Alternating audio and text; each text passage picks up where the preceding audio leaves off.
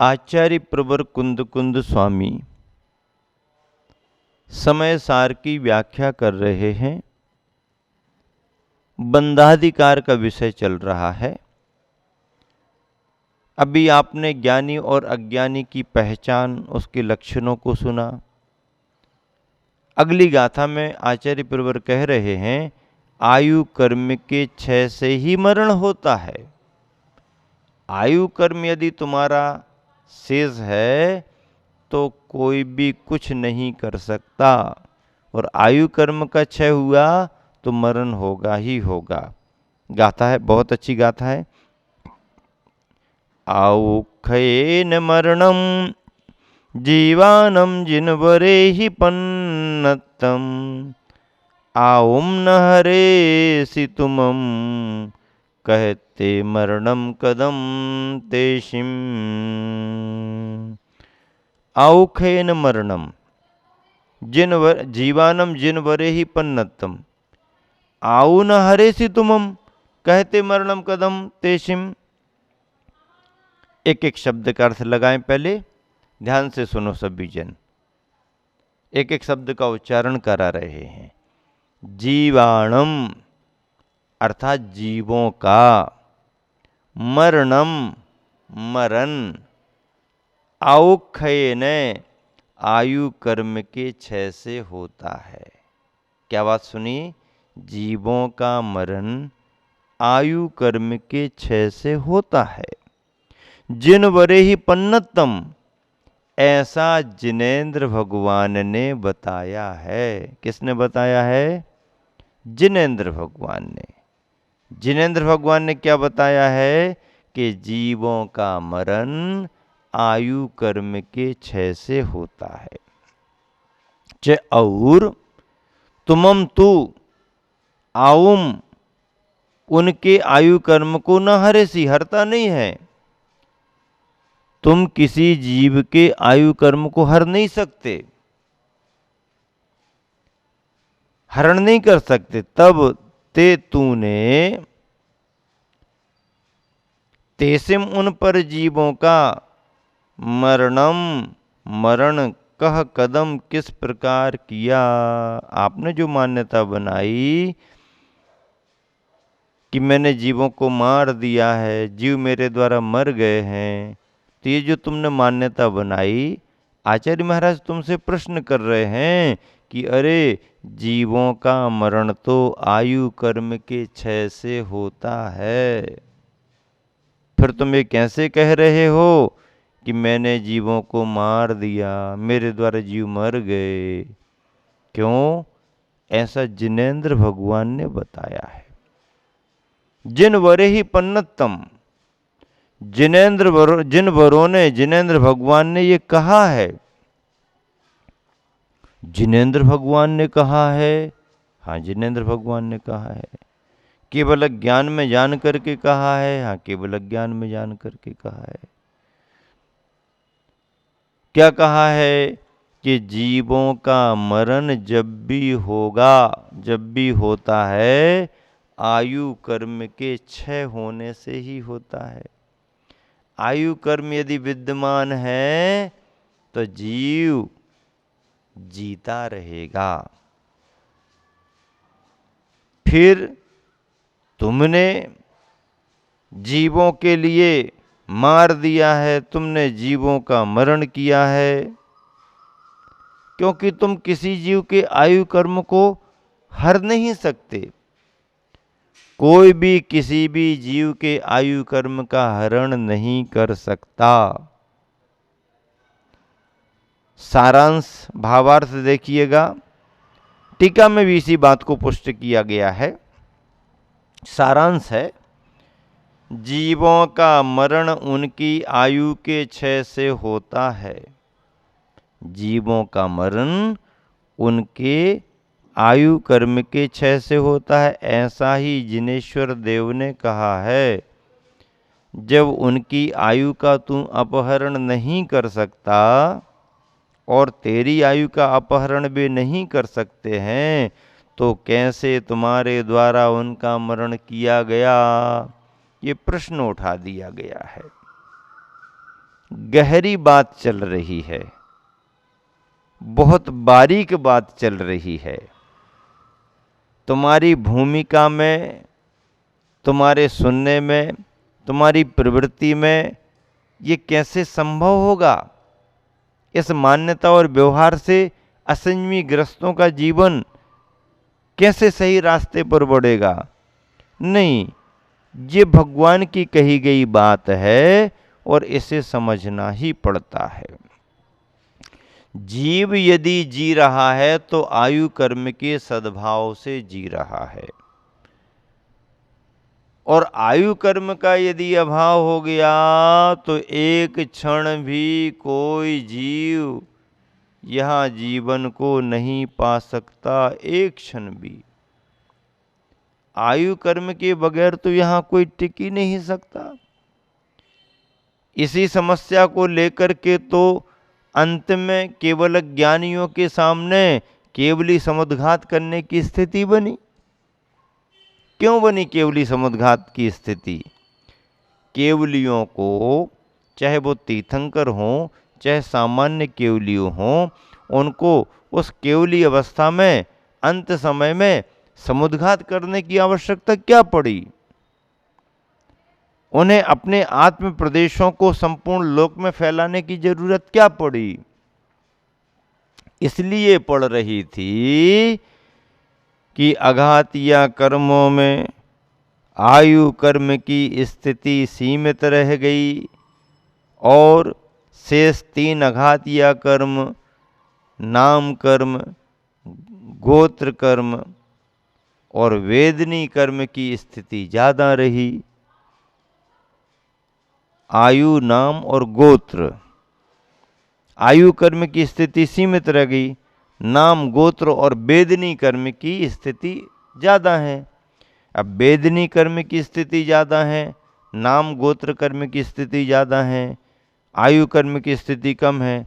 आयु कर्म पहले चला जाएगा, 3 कर्म बचे रहेंगे, बैठे रहेंगे, फिर क्या होगा? जब आयु कर्म ही नहीं है तो जीव संसार में रहेगा कैसे? इस स्थिति को समझते हुए सिद्धांत यह बना कि आयु कर्म के बराबर शेष 3 अघातिया कर्मों की स्थिति बनाने के लिए ही केवली अरहंतों का केवली समुद्घात होता है, केवली समुद्घात होता है। ऐसे केवली भगवंतों के समुद्घात में आयु कर्म के बराबर शेष अघातिया कर्मों की स्थिति बनती है। तो प्रसंग यहां पर लगाओ कि जब आयु कर्म ही नहीं बचेगा तो फिर संसार में ये जीव रह कैसे सकता है? कैसे रहेगा संसार में ये जीव? आयु कर्म ही नहीं बचा।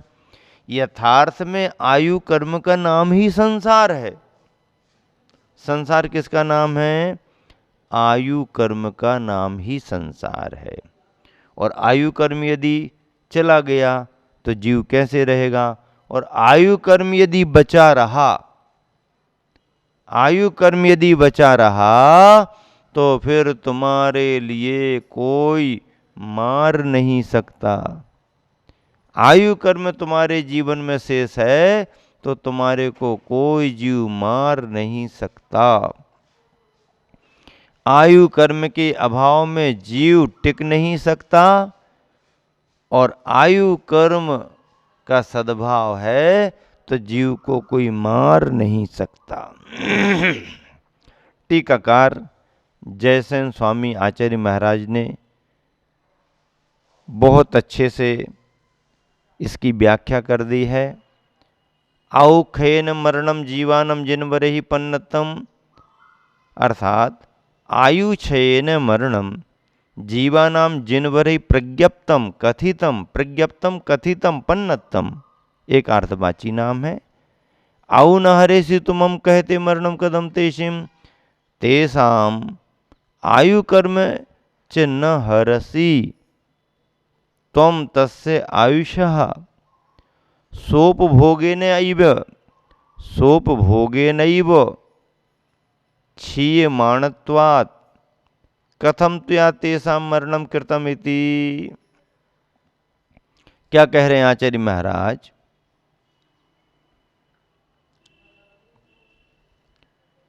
जीवों का मरण उनकी आयु के क्षय से होता है, ऐसा जिनेंद्र भगवान ने कहा है।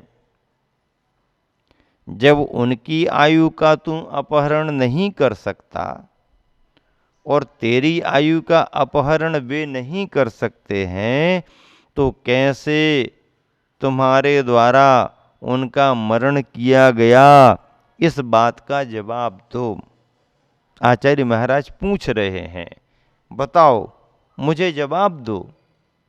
फिर कैसे तुमने कहा कि उनके द्वारा मेरा मरण हो गया, मेरे द्वारा उनका मरण हुआ? आयु कर्म के क्षय होने से जीव का मरण होता है, बस खत्म काम। ये व्याख्या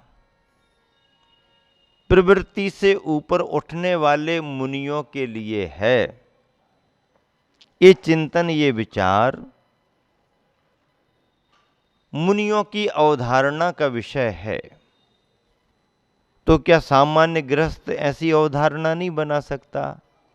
ऐसी अवधारणा बना तो सकता है कि जीव का जीना उसके आयु कर्म से होगा, जीव का मरण उसके आयु कर्म के क्षय से होगा।